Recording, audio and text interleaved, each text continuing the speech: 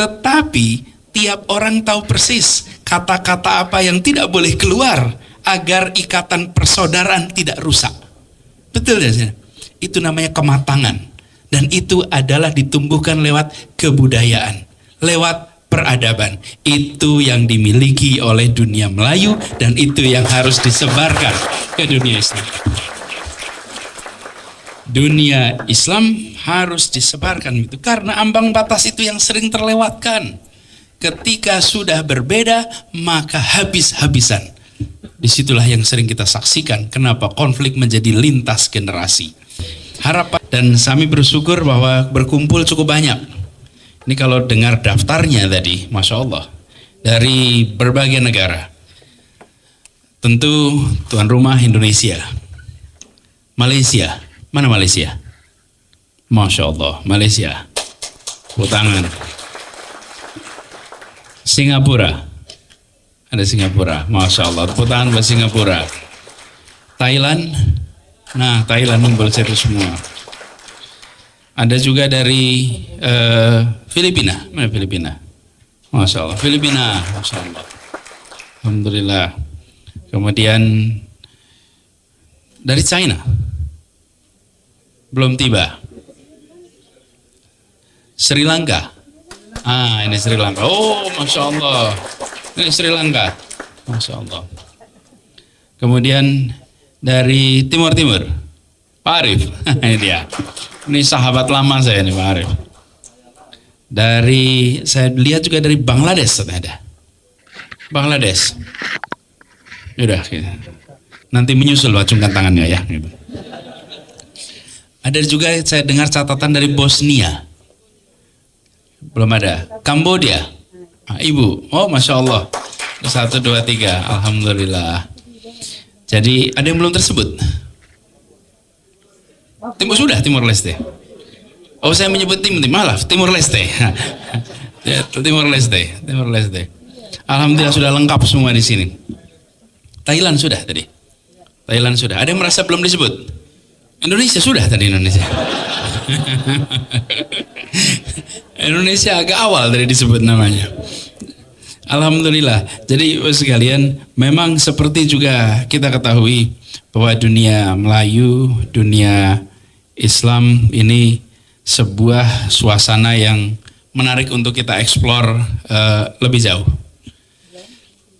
Jadi saya ingin menyambut baik gagasan convention ini karena ada sebuah pesan penting yang perlu dikirimkan dari kawasan ini.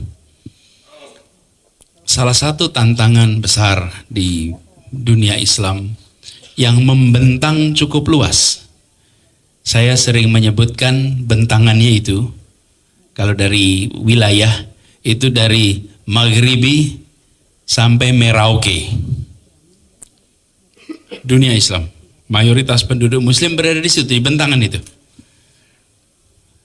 Dan salah satu tantangan terbesar yang dialami di berbagai tempat adalah bagaimana umat yang membentang besar itu bersatu. Itu tantangan besar. Kita ketemu di berbagai kawasan. Persatuan ada di dalam pidato-pidato, tapi tidak ada di dalam keseharian. Persatuan ramai diungkapkan, tapi sepi dalam pelaksanaan. Persatuan menjadi sesuatu yang utopis. Persatuan bukan sesuatu yang realistis. Tapi yang unik di kawasan Asia Tenggara ini, apa yang terjadi? Persatuan itu nyata. Persatuan itu konkret. Karena itu yang berkumpul sekarang perlu menyadari, jangan pernah anggap sepele pertemuan-pertemuan yang nampaknya kecil dan terbatas. Karena itu bisa punya dampak besar sebagai inspirasi bagi perubahan di berbagai wilayah. Kami sampaikan ini sekalian karena kita seringkali menganggap kecil musyawarah pertemuan di dalam konteks percakapan. Apa maksudnya? Percakapan, Bapak Ibu berkumpul di sini, belum tentu menjadi trending topik di sosial media. belum tentu masuk di headline media-media mainstream. Tetapi yang tidak boleh dilupakan, yang berkumpul ini adalah tokoh-tokoh dari negeri asalnya, yang bertemu membangun ikatan silaturahim, ikatan persaudaraan yang bisa diturunkan di lintas generasi. Ini tidak bisa dianggap kecil dan sepele. Kira-kira tahunnya 2012, 2011, 2012. Suatu ketika saya masih bertugas di kampus. Pak Arief, kita sering diskusi di kampus waktu itu. Kampus, saya kedatangan seorang tamu, duta besar dari Kanada. Jadi kalau saya mau ketemu tamu, itu biasanya saya baca dulu CV tamu saya, supaya saya mengerti siapa yang datang. Saya baca CV-nya, di situ saya baca beliau meneliti, menulis buku tentang Konferensi Asia Afrika tahun 1955 di Bandung. Seorang duta besar dari Kanada, PhD-nya mengenai itu. Jadi ketika beliau datang di ruangan, kita ngobrol, saya tanya, kenapa Anda menulis mengenai Konferensi Asia Afrika? Terus dia mengatakan, saya baru lulus dari sekolah diplomat, ditugaskan oleh negara saya di Afrika. Dan di berbagai negara di Afrika, setiap kali dia datang negara-negara Afrika itu, selalu disebutkan yang disebut sebagai the spirit of Bandung, sebagai inspirasi kemerdekaan dan inspirasi untuk melawan kolonialisme. Disebut sebagai apa? Spirit of Bandung. Sehingga dia bilang, ada apa dengan pertemuan Bandung itu? Jadi kemudian dia mengeksplorasi, mengkaji lebih jauh, dan akhirnya memutuskan untuk menulis disertasi tentang itu dan menjadi buku. Itu dilakukan sudah agak lama. Yang menarik dari kejadian ini adalah pertemuan itu adalah pertemuan yang kalau bicara ruangannya kira-kira sedikit lebih besar daripada ruangan ini di Bandung sana, yang berkumpul tokoh-tokoh dari Asia dan Afrika. Tapi apa yang menarik, pertemuan-pertemuan seperti itu meninggalkan bekas bertahun-tahun, bahkan berdekade-dekade. Sebuah pertemuan yang nampaknya sederhana bagi yang menjalani, tapi memiliki dampak yang besar bagi perjalanan sejarah bangsa-bangsa. Bapak sekalian, berkumpul di sini para tokoh dari berbagai tempat. Dan ini adalah kesempatan bagi kita. Saya tadi sampaikan bahwa di kawasan ini persaudaraan terbangun. Dan salah satu masalah terbesar yang dihadapi umat Islam adalah bersatu. Saya ingin sampaikan bahwa yang disebut sebagai persatuan itu mensyaratkan kedamaian. Sulit ada persatuan tanpa kedamaian. Betul tidak? Persatuan itu membutuhkan kedamaian. Dan kedamaian itu bukan ditandai dengan tiadanya konflik. Kedamaian itu ditandai dengan hadirnya rasa keadilan. Rasa keadilan menghasilkan kedamaian, dan kedamaian menghasilkan persatuan. Ini sebuah semangat yang harus kita jaga. Alhamdulillah di kawasan ini sesulit-sulitnya masalah yang kita hadapi, kita bisa berkomunikasi satu sama lain tanpa memerlukan penterjemah. Kita bisa memiliki kesamaan pandangan dengan duduk bersama. Ada ikatan yang terbangun. Dan yang menarik, masyarakat di sekitar sini kita memiliki keunikan, yaitu kemampuan untuk mengetahui ambang batas di mana sebuah perbedaan tidak boleh diteruskan. Kita punya kemampuan mengetahui ambang batas di mana perbedaan tidak boleh diteruskan. Ada banyak tempat yang lain. Boleh tepuk tangan buat kita semua di sini. Ada tempat-tempat lain di belahan dunia lain yang kalau sudah ada perbedaan maka di situ tidak ada batasnya. Ketika tidak ada batasnya maka habis-habisan. Dan apa yang terjadi? Rakyat banyak yang menjadi korban. Apa yang menarik dari masyarakat kalau disebut dunia Melayu dalam konteks dunia Islam? Di sini ada ambang batas. Bahwa ketika ada perbedaan ada satu batas yang tidak boleh diteruskan. Bila diteruskan rusak semuanya. Itu tidak ada rumusnya, itu tidak ada teorinya. Karena sampai hidup berkeluarga, Antar saudara mungkin terjadi percekcokan, tetapi tiap orang tahu persis kata-kata apa yang tidak boleh keluar agar ikatan persaudaraan tidak rusak.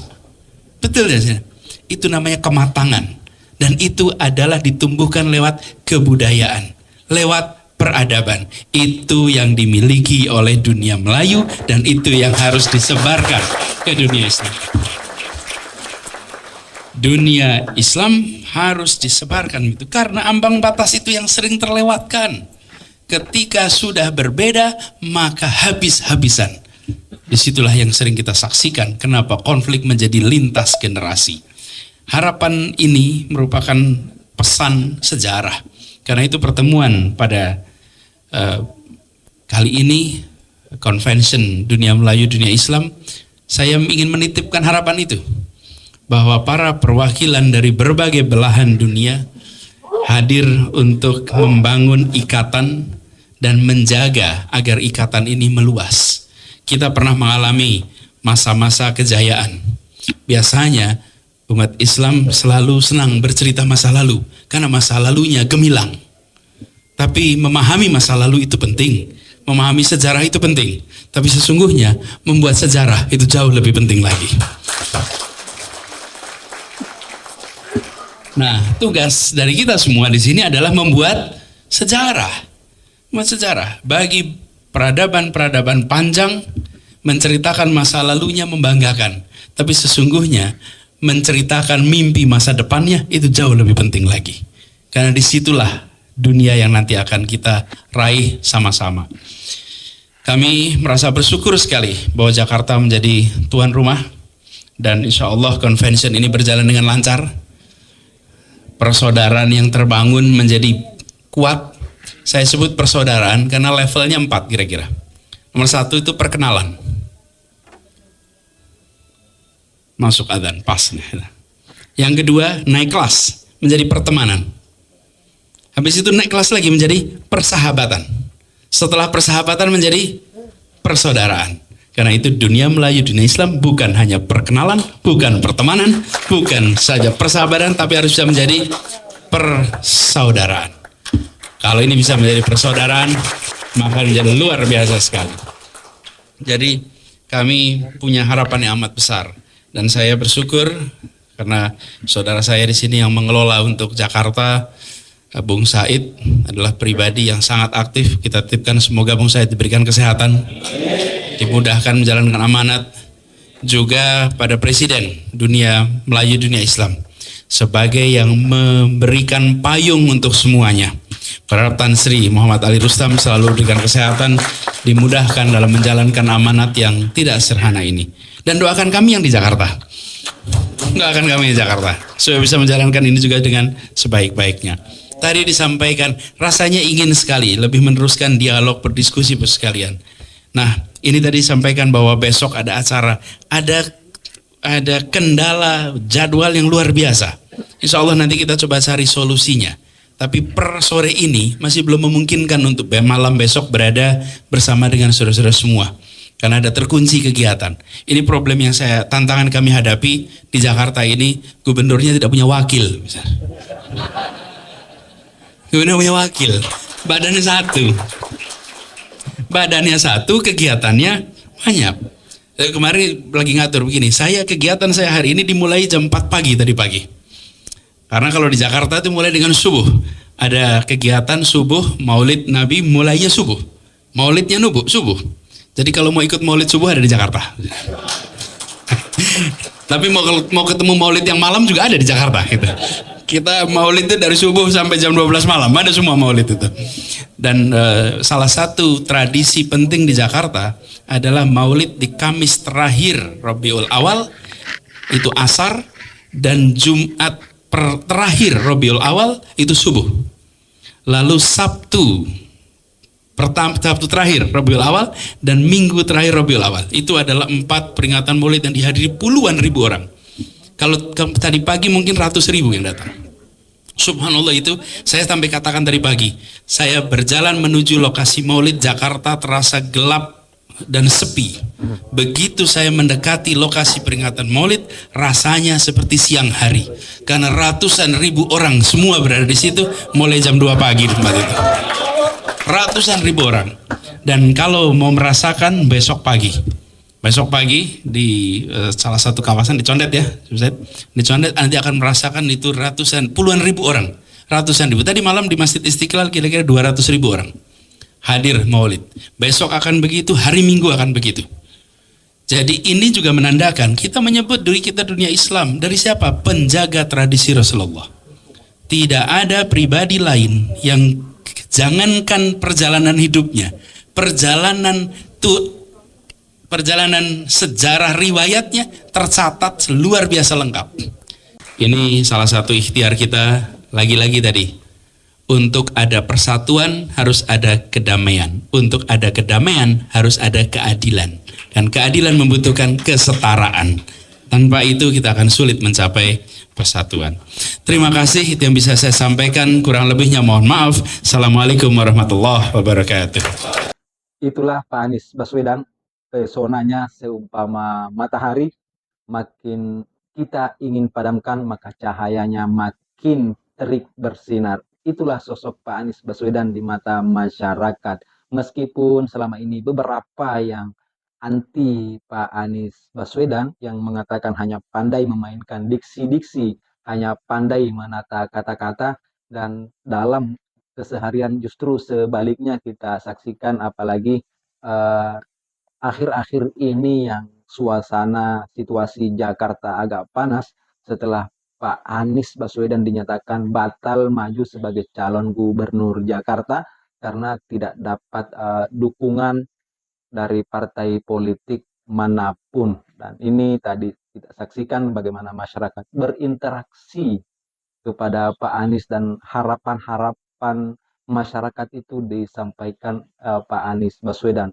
Dan memang nilai-nilai humanisme di dalam tubuh Pak Anies ini mengalir begitu kuat sebagai cucu pahlawan nasional. Itu diteruskannya kepada pribadi beliau. Dulu sangat viral ketika awal dilantik menjadi gubernur Jakarta dengan kata-kata pribumi, dan itu menjadi sorotan tajam. Dan dalam perjalanannya sampai hari ini memang Pak Anies ini sangat peduli kepada masyarakat kecil, dan kata-kata beliau yang terkenal, kita bukan untuk mengecilkan yang besar, tapi kita harus membesarkan yang kecil. Kita harus mengangkat harkat martabat rakyat miskin supaya ekonomi mereka bisa tumbuh, supaya kehidupan mereka bisa lebih sejahtera, bisa lebih makmur. Itulah Anies Baswedan.